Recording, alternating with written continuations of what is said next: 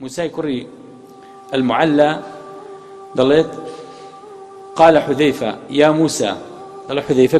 في وتم أي موسى 3 خصال إن كن فيك لم ينزل من السماء خير إلا كان لك فيها نصيب. يكون عملك لله عز وجل، تحب للناس ما تحب لنفسك، وهذه الكسرة تحرف فيها ما قدرته. تفرميت حذيفة في وتم أي موسى 3 خصلت هي لتو دابت أو هر خير وبركتك لأسمان دابة بزيت إلا بشك ونصيبك تويتي دا أويش يكيك لوانا هول بدا دائم هرچي ديكي لعمل وكار وكردوت بس بو خوابيك واتا مخلص با وأوي بو